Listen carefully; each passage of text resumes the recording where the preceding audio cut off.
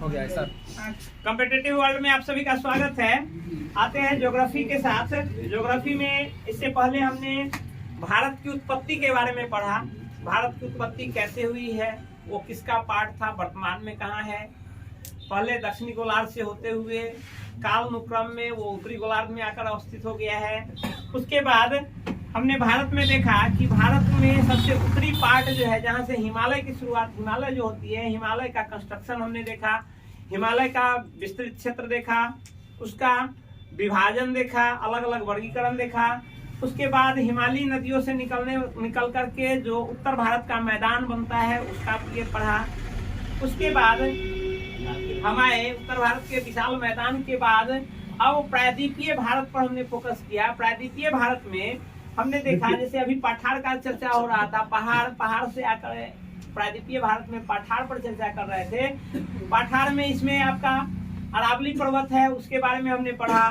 मालवा का पठार पढ़ा। उसके बाद अब विंध्य पर्वत हमने पढ़ा, नर्मदा घाटी पढ़ा। उसके बाद आज आते हैं, यह पार्ट हम यहाँ होते हुए यह पार्ट हमने पढ़ लिया है। अब यहाँ पर आते हैं, इधर देखते हैं, इधर जो पठार अवस्थित है, छोटा नागपुर का पठार। छोटा नागपुर के पठार होते हुए आगे बढ़ेंगे, इसको कहते हैं वेस्टर्न घाट, पश्चिमी घाट। इधर आपका पूर्वी घाट, यहाँ पर आकर के अन्नामलाई की पहाड़ियाँ वगैरह है, ये सब पढ़ते हुए ये समाप्त होगा। उसके बाद आएंगे इनसे निकलने वाली छोटी छोटी नदियाँ, उससे निर्मित होने वाले मैदान। उसके बाद यह समाप्त हो जाएगा, फिर कृषि, जनजाति, इस सब पर आएंगे। तो इस क्रम में आज हम पढ़ेंगे छोटा नागपुर का पठार। छोटा नागपुर का पठार की स्थिति देखते हैं। ये आपका इस पार्ट में, भारत के इस पार्ट में छोटा नागपुर का पठार अवस्थित है। यह छोटा नागपुर का पठार जो है मेनली आपको झारखंड क्षेत्र में पड़ता है। भारत के झारखंड क्षेत्र में, वैसे एक राज्य में नहीं है, यह आपको झारखंड,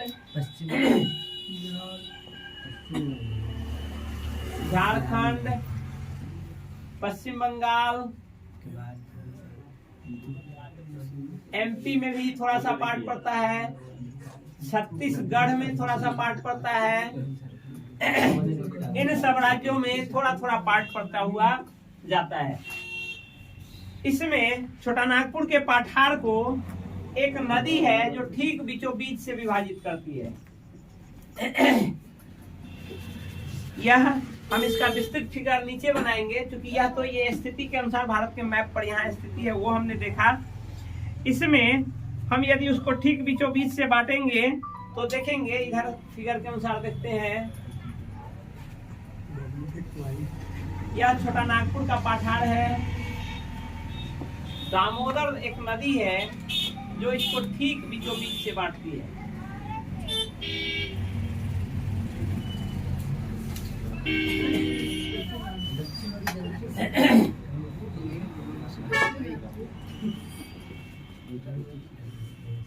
इसके पश्चिम भाग में एक और पठार है जिसका नाम है मैकाल का पठार।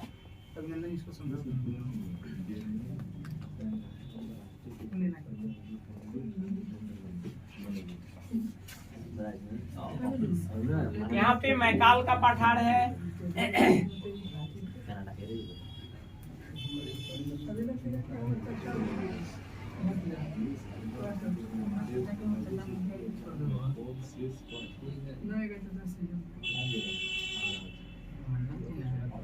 आप जानते हैं कि मैकाल के पठार से एक नदी निकलती है, महानदी, जो जाकर के आपको कहाँ गिरती है?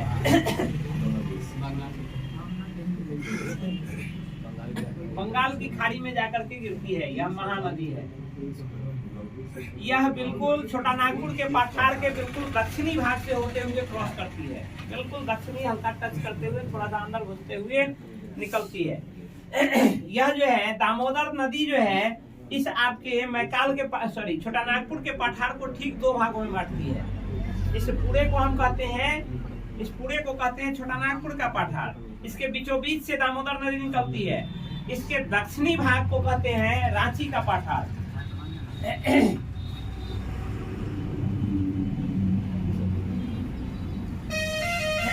और इसका उत्तरी भाग जो है, उत्तरी पार्ट को कहते हैं आपको कोडरमा का पठार। या हजारीबाग का पठार, इसको हजारीबाग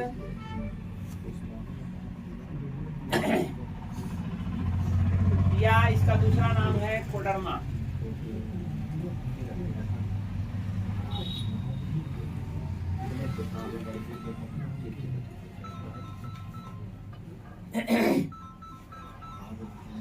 इसमें कोडरमा का पठार यहाँ देखते हैं, इसके ऊपर में यहाँ पे है बघेलखंड।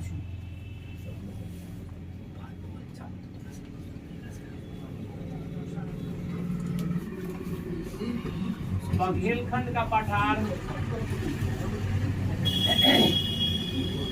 यहाँ पे आइएगा। आगे है गढ़जात की पहाड़ियाँ, इस साइड में है आपका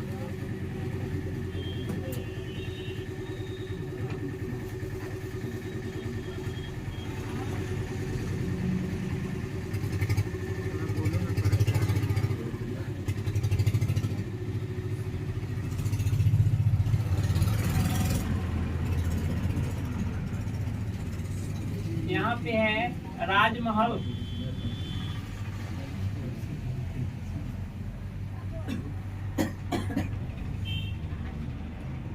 पहाड़ियाँ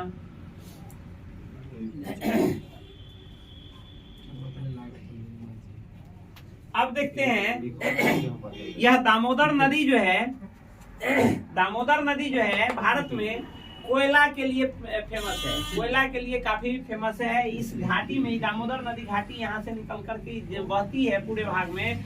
मैक्सिमम पार्ट भारत में कोयला का उत्खनन इन्हीं सारी क्षेत्रों में होती है। हालांकि इसके अलावे अन्य भी नदियां हैं, 2-3 यहीं पर सहायक नदियां हैं, वो सब में भी कोयला की है। ये महानदी घाटी जो है, इस महानदी घाटी में भी कोयला की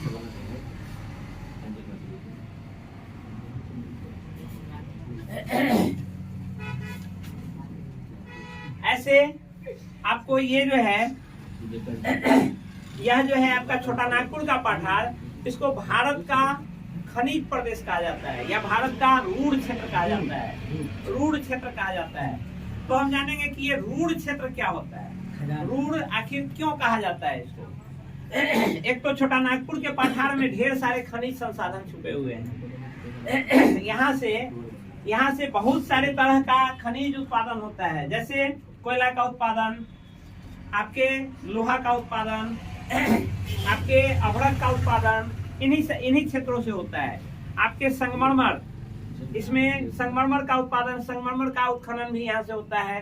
तो बहुत सारे खनिज संसाधन यहाँ है जिसका दोहन यहाँ से होता है, इसलिए इसको रूढ़ क्षेत्र। हालांकि रूढ़ जो है, रूढ़ क्या है, रूढ़ एक नदी है, जर्मनी की एक नदी है रूढ़।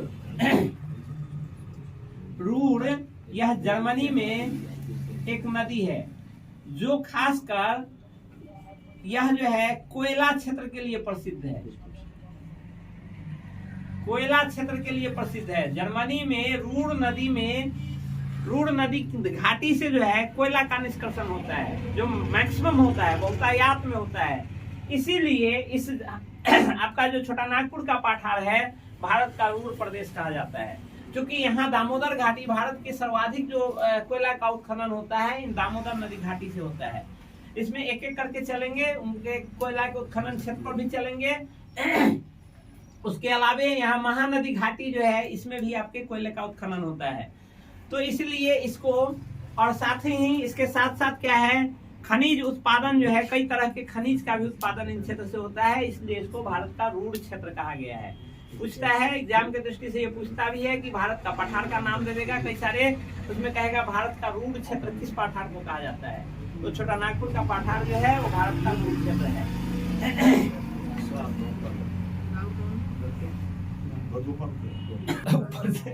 देखिए अब आते हैं छोटा नागपुर की पठार की ऊंचाई पर। ऊंचाई जो है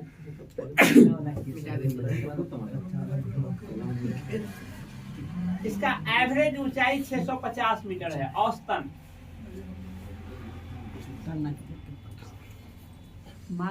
औसतन 650 मीटर ऊंचा है, इसलिए ये पठार है, पहाड़ नहीं है। लेकिन यह औसत ऊंचाई है, ऐसा नहीं कि उसका वही ऊंचाई है। मैक्सिमम ऊंचाई इसकी जो है आपको 1165 मीटर पारसनाथ अधिकतम ऊंचाई या ऊंची चोटी,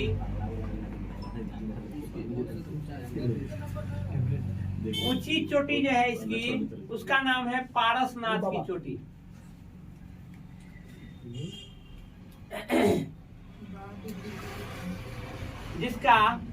जिसकी ऊंचाई जो है 1165 मीटर है। यह सर्वोच्च ऊंची चोटी है इसकी, पारसनाथ की चोटी। यह झारखंड में पड़ता है। इसमें देखते हैं यह जो आपके छोटा नागपुर का पठार जो है, इसमें कई तरह की चट्टानें पाई जाती है। जैसे इसमें आपके आर्कियन युग की चट्टानें भी है, बेसाल्ट चट्टानें भी है।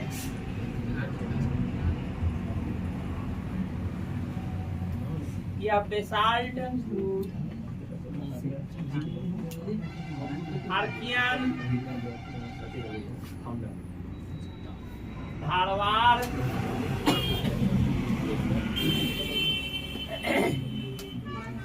आदि चट्टानों से बना हुआ है। गोंडवाना भी है, विंध्यन भी है।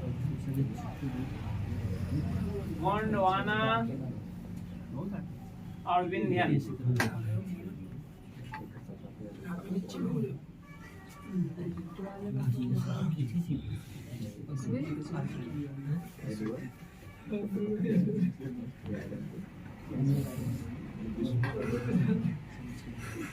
इसमें जो है आपको बेसाल्ट, आर्कियन, धारवाड़, गोंडवाना और विंध्यन, इन सभी तरह की चट्टानें पाई जाती है। सब चट्टान पहले में चर्चा कर चुके हैं, किस तरह की चट्टानों का निर्माण किस काल में हुई है और उसमें किसमें कौन सी पदार्थ पाई जाती है।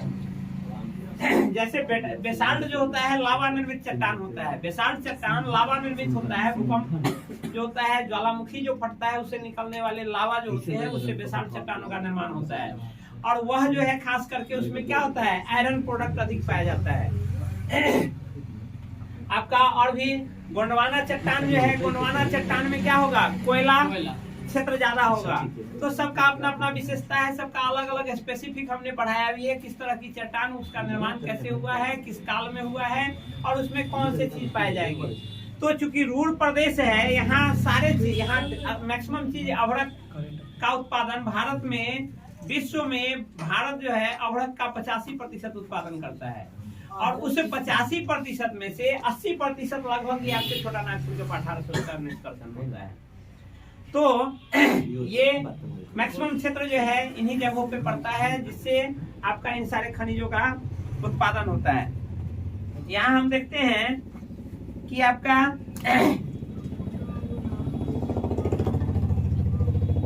भूमि क्षेत्र जो है धारवाड़ चट्टानों से निर्मित है। इसका अन्य विभाजन है बहुत सारा, वो विभिन्न विभाजनों के आधार पर देखते हैं कि किस क्षेत्र में कौन सा चट्टान पाया जाता है और वहाँ की कौन सी प्रमुख खाने हैं, कौन सी खनिज उत्पादन कहाँ से होती है, वो स्पेसिफिक जगह पर आएंगे। उससे पहले हम देखते हैं इसमें जो है ये छोटा नागपुर का पठार जो है ठीक बीच से दामोदर नदी से बटा हुआ है।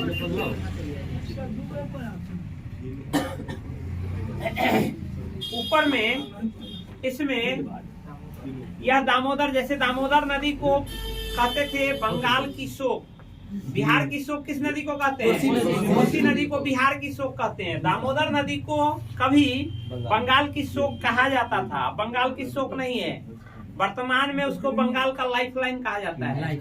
दामोदर नदी जो है बंगाल का लाइफलाइन, जो शोक था उसको लाइफलाइन में कन्वर्ट कर दिया गया है। मतलब उससे बहुत सारी परियोजनाएं निकालकर उसका बेनिफिट उठाना। पहले वो क्या करता था, हानि पहुंचाता था, बाढ़ के कारण पूरे बंगाल को त्रस्त रखता था।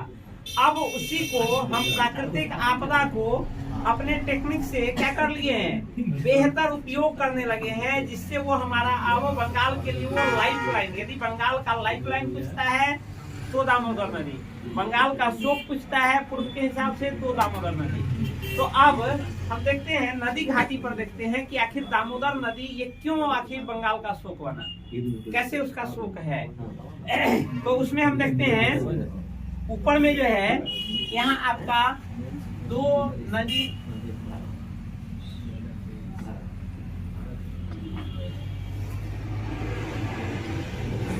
बराकर नदी,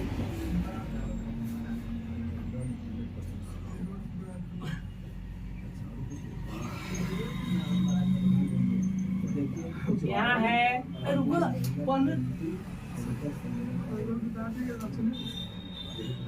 बोकारो नदी, सब हजारीबाग में है। बोकारो नदी। और तीसरा है कोनार नदी, तीसरा है आपका कोनार नदी। सब झारखंड में पड़ता है। हाँ, मैक्सिमम नदी एक राज्य से थोड़ी गुजरती है, लेकिन मैक्सिमम पार्ट में पड़ता है कोनार नदी। यह दामोदर की 3 सहायक नदियां हैं जो उत्तर से होते हुए और इस नदी में आकर के मिल जाती है। ये हो गया किसमें, ये हो गया किसमें, इस जो आपका छोटा नागपुर का पठार है उसकी उत्तरी भाग में। जैसा हमने अभी पढ़ा, छोटा नागपुर पठार को दामोदर नदी ठीक बीचों बीच से बांटती है। उत्तरी भाग को क्या कहते हैं, कोडरमा का पठार या हजारीबाग का पठार, और दक्षिणी भाग को कहते हैं रांची का पठार। तो ये हजारीबाग के पठार में ये 3 मेन नदी आकर के इसमें मिलती है, और दक्षिणी भाग से होते हुए भी कुछ नदियां निकलती है, जिसमें आपका है स्वर्णरेखा नदी।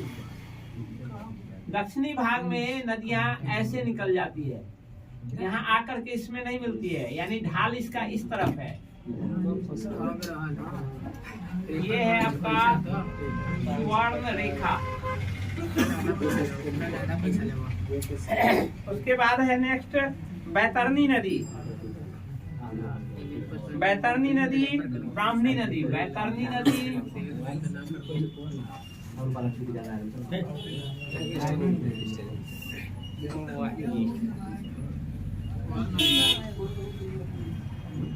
और यहाँ से मैकाल के पठार से होते हुए जाती है। यह है आपको महानदी।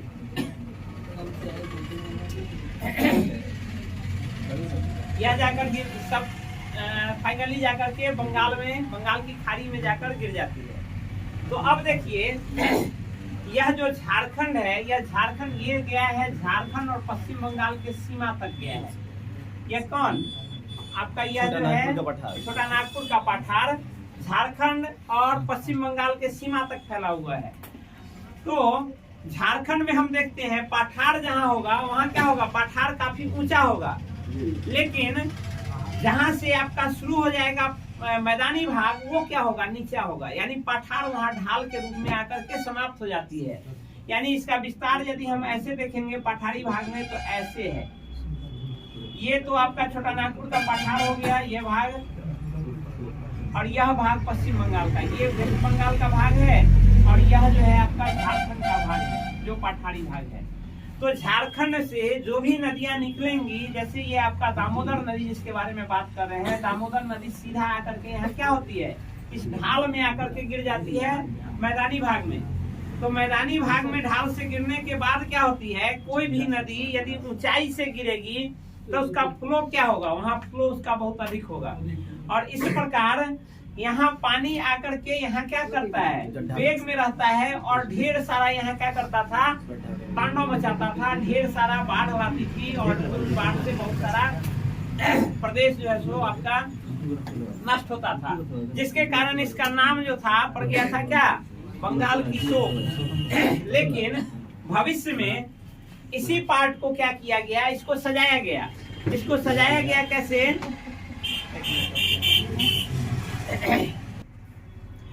देखिए यहाँ जो है बंगाल की शोक जिसको जाना जाता था, उसी को अब लाइफ लाइन भी जाना जाता है, क्योंकि इस पर ढेर सारी परियोजना बनाई गई है। एक विश्व में एक आपका टेनेसी नदी है, अमेरिका की एक टेनेसी नदी है। टेनेसी नदी को अमेरिका का शोक कहा जाता था कभी। तो टेनेसी नदी पर एक बांध बनाकर, एक नहीं कई सारे डैम और उससे बहुत सारी नहरें निकाल करके उसको उसका अब लाइफ लाइन बना दिया गया है टेनेसी नदी को। तो टेनेसी नदी ऐसे ही आपको एक बड़े से क्षेत्र से, एक पहाड़ी क्षेत्र से निकलकर और एक बड़े मैदानी क्षेत्र में वो प्रवेश करते हुए वहाँ काफी उपद्रव मचाती थी। उस पर हॉलैंड के आपके इंजीनियर को बुलाकर अमेरिका में 1933 ईस्वी में टेनेसी घाटी परियोजना शुरू की गई।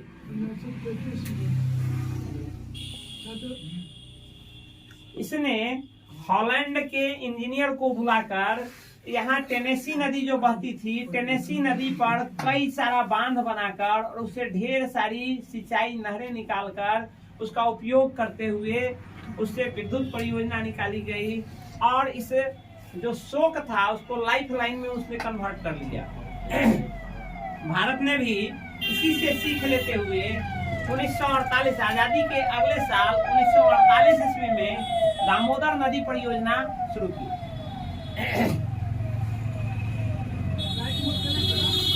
1948 ईस्वी में दामोदर नदी परियोजना की शुरुआत की। वहीं सेम हॉलैंड के उसी इंजीनियर को बुलाकर भारत में दामोदर नदी परियोजना बनाया गया।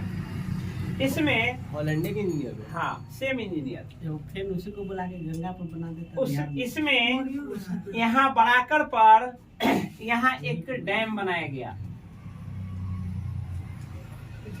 तिलैया बांध इसको कहते हैं।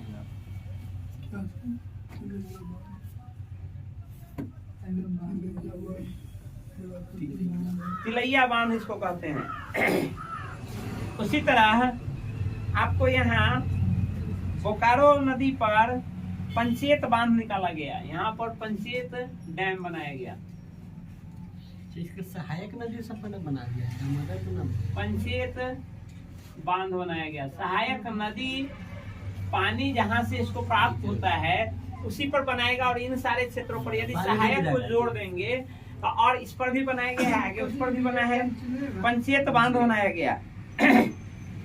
उसी तरह से कोनार नदी पर कोनार बांध बनाया गया। यहाँ पर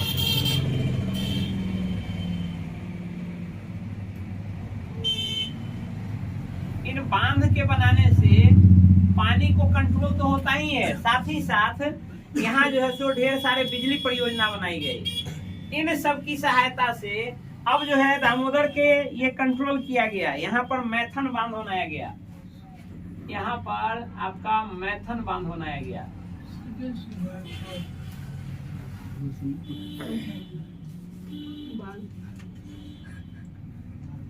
इन बांध और विद्युत परियोजना के माध्यम से यह जहां इस पानी को अब कंट्रोल करके एक बार जैसे जब बहुत सारा पानी आया तो उसको कंट्रोल करते हुए और तब इसको विस्तृत क्षेत्र में विभिन्न नहरें, यहाँ से विभिन्न नहरें निकाली गई, इधर इधर इधर इस तरफ बहुत सारी नदियां, बहुत सारे नहरें निकाल करके और उसमें पानी को एक व्यवस्थित रूप से छोड़ने पर एक तो वहाँ क्या होता है विद्युत उत्पादन होता है और दूसरा इससे पानी को कंट्रोल किया जा सकता है, जिसके कारण अब यह दामोदर नदी इससे ये बंगाल को ढेर सारा, इससे जो है इस बंगाल को ढेर सारा ये सिंचाई परियोजनाएं प्राप्त होती है। इधर तो पहाड़ी क्षेत्र ही है, इधर मेन जो है यहाँ इस आपको मैथन बांध से ये बंगाल को ढेर सारा जो है सो पनबिजली भी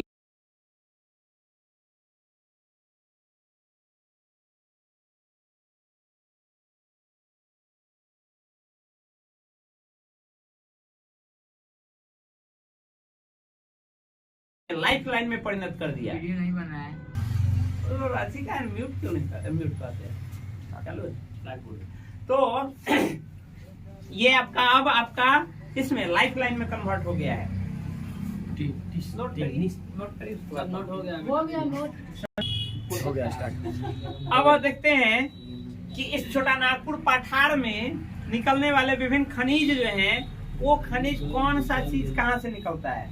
तो इसमें देखिए अभ्रक जो निकलता है, सबसे पहले अभ्रक विश्व का लगभग 85 से 90% अभ्रक हमारे भारत से उत्पादित होता है और उसका 70 to 80% आपका इस छोटा नागपुर पठार से इसका उत्खनन होता है। हालांकि वर्तमान में करंट के हिसाब से वो बदल गया है और चाइना प्रथम स्थान पर आ गया है, लेकिन यह जो है अभ्रक के उत्पादन में अग्रणी यदि पूछता है तो भारत पुराने हिसाब से होगा। वर्तमान में देखते हैं कौन खान चाइना का जो है सो उत्पादित करने लगा है, जिससे नंबर 1 हो गया है चाइना। तो अभ्रक के उत्पादन में यहाँ अभ्रक जो है कई प्रकार के होते हैं। अभड़क को इंग्लिश में माइका कहते हैं, माइका कहते हैं। का यूज कोई नहीं अभड़क का यूज आपको होता है जैसे इलेक्ट्रॉनिक उद्योग, इलेक्ट्रिक उद्योग या इलेक्ट्रॉनिक उद्योग में होता है। जैसे आप देखते हैं अभड़क वैसा पदार्थ है जो हीट को तो ट्रांसफर कर देता है लेकिन आपको इलेक्ट्रिक को ट्रांसफर नहीं करता है। जैसे आप देखते हैं आयरन जो होता है, आयरन के अंदर में जो नाइक्रोम का पत्ती होता है जो लाल, जिसमें इलेक्ट्रिक पास होता है और लाल हो जाता है। तो लाल होने के बाद नीचे हम जो कपड़ा से जो पार्ट सटाते हैं वो तो क्या रहता है, आपका लोहा रहता है, इस्पात रहता है। तो लोहा में यदि हम डायरेक्ट उसी में करंट सप्लाई कर दे तो क्या होगा, गर्म तो होगा, आयरन का काम करेगा, लेकिन बाहर आप टच आयरन करते समय हो सकता है वो टच भी हो जाए तो करंट भी फ्लो होगा, उसमें करंट भी लगेगा। लेकिन उससे बचाने के लिए क्या करता है, नाइक्रोम का जो अंदर रहता है, नाइक्रोम का जो कुंडली रहता है, उस कुंडली वो लाल होता है, गर्म होता है। उसके बाद अभड़क का परत रहता है और अभड़क के परत के नीचे मेटल परत होता है। इससे क्या होता है कि यहाँ नाइक्रोम वाला अपना हीट ट्रांसफर किया अभड़क को। अभड़क हमने कहा कि अभड़क जो है वो आपको ताप का सुचालक है, अर्थात यह अभड़क को जो इससे नाइक्रोम के तार से इसको इलेक्ट्रिसिटी क्या कहते हैं, गर्मी मिली, उष्मा मिली, उस उष्मा को वो नीचे मेटल के प्लेट को स्थानांतरित कर देता है। लेकिन विद्युत जो है, विद्युत का वो कुचालक होता है, वो विद्युत इसमें पास नहीं होने देता है, जिससे स्पर्शाघात से बचत होती है। तो इसका यूज आपको मैक्सिमम इलेक्ट्रिक उद्योग में देखेंगे, अधिकतम उसी में होता है इसका उपयोग। उसके अलावे अन्य भी प्रसाधन, सौंदर्य प्रसाधन में भी उसका माइका का ये होता है। आपको चमक जो देखते हैं चेहरा पर जो लेपते हैं उसमें देखते हैं लगाने के बाद जो चमक आता है वो चमक अभड़क के कारण होता है। तो देखते हैं इसमें जो है आपका माइका का तीन तरह का माइका यहाँ पाया जाता है। रूबी माइका, हाँ रूबी माइका, ग्रीन माइका, उसके अलावे आपको उजला माइका, व्हाइट माइका भी यहाँ से पाया जाता है, निष्कर्षण होता है। इस छोटा नागपुर के पठार से माइका के 3 प्रकारों का उत्खनन होता है। नेक्स्ट है कोयला। कोयला में देखते हैं कोयला क्षेत्र जो है, कोयला 4 तरह के होते हैं।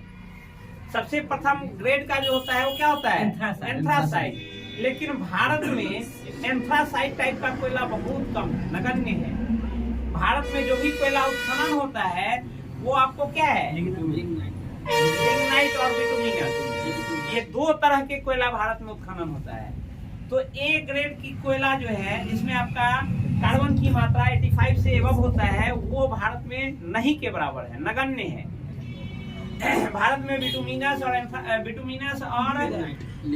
लिग्नाइट टाइप का कोयला ही पाया जाता है। तो कोयला क्षेत्र में देखते हैं कोयला जो है राजमहल की पहाड़ियां, दामोदर की घाटी, इन क्षेत्र से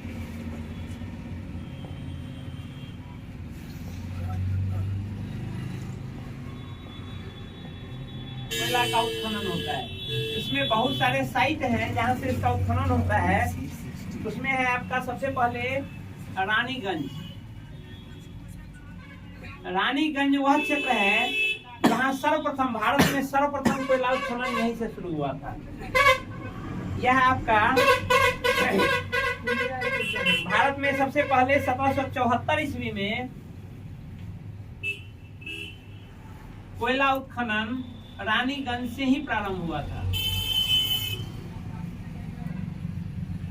और एक बहुत अच्छा क्वेश्चन है, आपको पूछता है कि भारत में सर्वप्रथम रेल परियोजना कहाँ प्रारंभ हुई थी। सबसे पहले तो ये आप लोग इजीली जानते हैं कि भारत में सबसे पहला रेल लाइन कहाँ से कहाँ शुरू हुआ था, प्रारंभ हुआ था, मतलब चालू हो गया था जिसको रेल चलना, वो है आपको मुंबई से थाने। लेकिन यह क्वेश्चन पूछता है कि भारत में सर्वप्रथम रेल बिछना, रेल कहते हैं पटरी को, पटरी बिछाने का काम सर्वप्रथम कहाँ हुआ था। तो बस यही जो आपके रानीगंज जो है जो कोयला उत्पादन होता था उस कोयला को आपको उधर सिंहभूमि वगैरह या कोलकाता ले जाने के लिए अंग्रेजों द्वारा सर्वप्रथम रेल परियोजना प्रारंभ की गई थी। हालांकि यह भी डलहौजी के काल में ही हुआ था, ये 1774 से मत जोड़ दीजिएगा, ये भी डलहौजी के काल में ही हुआ था। रेल परियोजना शुरू ही डलहौजी के काल में हुई थी। और सर्वप्रथम जो हुआ था भारत में, सर्वप्रथम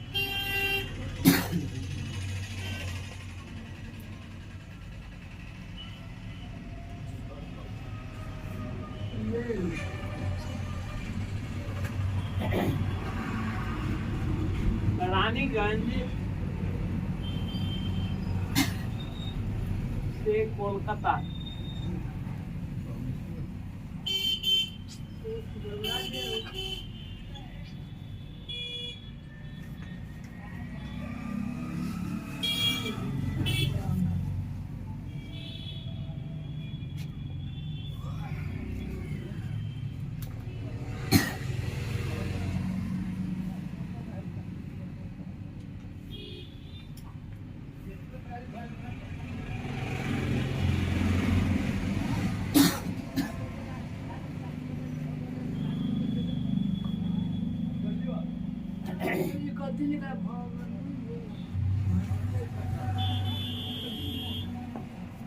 बगल वाला में तो छपवा देंगे।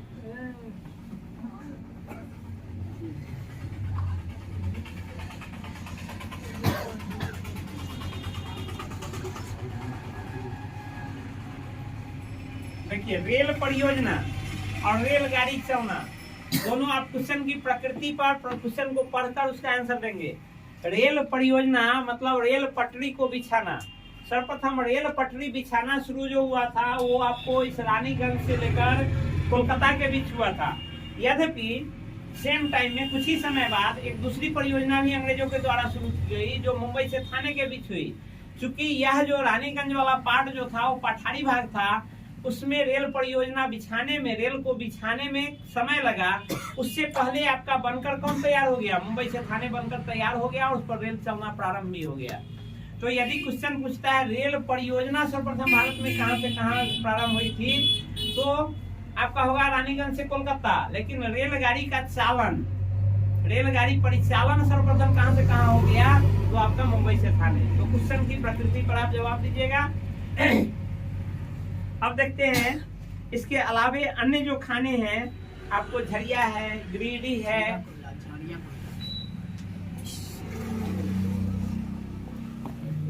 ये कोयला की खाने।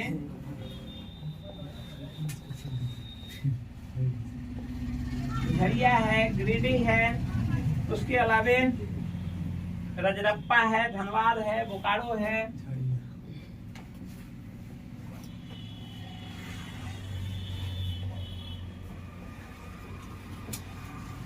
मजाक किया हुआ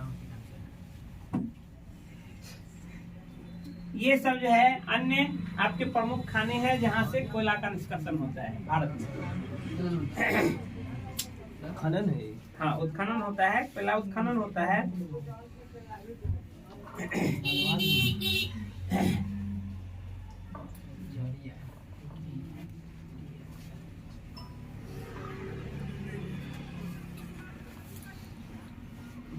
आपका सिंह भूमि है,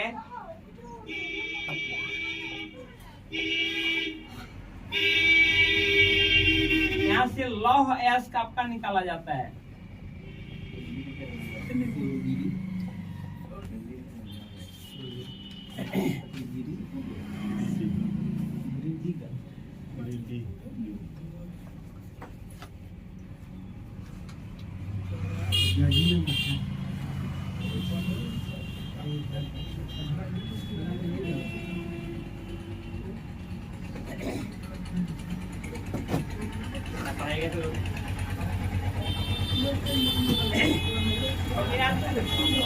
इस तरह आज हमने देखा छोटा नागपुर का पठार जो है उसका विस्तार कहां से कहां तक है, उसकी ऊंचाई कैसी है, उसकी सर्वोच्च ऊंची चोटी कौन सी है, उससे निकलने वाली कौन कौन नदियां हैं, वो नदियों से क्या कहते हैं, उसमें मेन दामोदर घाटी नदी जो है ठीक दो भागों में बांटती है।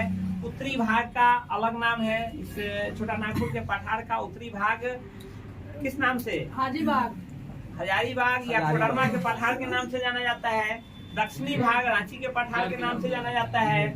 उसमें उत्तरी भाग में बहने वाली नदियां जो है वो आकर दामोदर में मिलती है। यानी उत्तरी भाग का जो ढाल है वो कैसी है?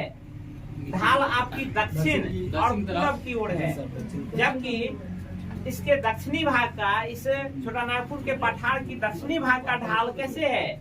दक्षिण और पूरब की ओर है। यानी इधर की नदियां आकर के इसमें दामोदर में नहीं मिलती है, वो सीधा बंगाल की खाड़ी में निकल जाती है। उसके अलावे ये किन किन कालों के चट्टानों से बना है, उन चट्टानों से कैसा किस किस खनिज का उत्पादन होता है, रूढ़ क्षेत्र इसको क्यों कहते हैं, उसके अलावे यहाँ कोयला का क्षेत्र कौन कौन है, इन सारे चीजों पर। हाँ, इसमें दामोदर नदी घाटी जो है, दामोदर नदी घाटी कभी ये शोक हुआ करती थी, वो लाइफ लाइन में बदल गई है। तो कैसे बदली है? वो दामोदर नदी घाटी परियोजना जो प्रारंभ हुई वो कहाँ से प्रेरित होकर के हुई है, किनके द्वारा बनाया गया है, उस पर कौन कौन बांध का निर्माण किया गया है, इन सारे चीजों का प्रतियोगिता परीक्षा के हिसाब से काफी ये महत्वपूर्ण है। हम चाहेंगे कि इन सारे पार्टों को आप कवर करें और इसका लाभ लें। इसके अलावे अब नेक्स्ट पार्ट में हम चलेंगे वेस्टर्न घाट में। पश्चिमी घाट जो है हमारे भारत की पश्चिमी घाट में जो है, हाँ, यहाँ दंडकारण्य छूट गया है। इसके आगे में यहाँ पर दंडकारण्य की पहाड़ी होगी, दंडकारण्य होगा, जिसका उल्लेख आपको रामायण में भी है। रामायण में जब रामचंद्र जी अयोध्या से निकलते हैं तो इसी दंडकारण्य में ही घूमते हैं, वहीं भटकते हैं और वहीं से वो जो घटना घटती है, आपको मृग मारीचिका की घटना जो घटती है यहीं से। और उसके बाद दक्षिण भारत में यही दंडकारण्य को चीरते हुए वो आगे बढ़ते हैं, दक्षिण भारत में प्रवेश करते हुए श्रीलंका पर जाते हैं। तो थोड़ा सा उसका भी ओवरव्यू देखेंगे। उसके बाद पश्चिमी घाट में घुसेंगे, पश्चिमी घाट, पूर्वी घाट और अन्नामलाई की पहाड़ियां वगैरह होते हुए ये हमारा पठारी भाग समाप्त, प्रायद्वीपीय पठार समाप्त हो जाएगा। चलिए, तब तक के लिए धन्यवाद।